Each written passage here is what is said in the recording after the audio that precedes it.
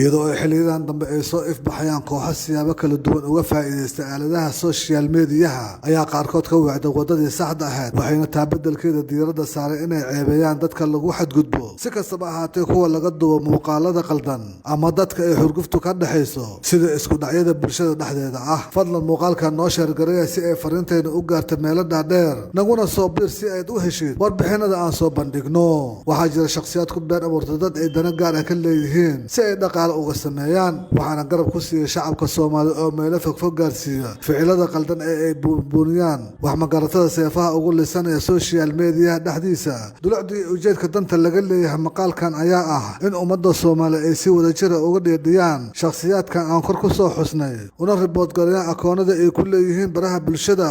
waana wadada kaliya ee looga hortagi karo laguna burburi karo xeyndaabka kawaanka lagu xasuuqo ama lagu xaraasho dhiigga dulmanayaasha Soomaaliyeed sida aad u aragto warbixintan fikirkaaga waa inoo muhiim aragtidaadana hoos noogu reeb qaybta commentiga haddaad nagu cusub tahay follow iyo like noo saar noona share gareeya si muuqaalkan uu u gaaro meelo fogfog mahadsanidina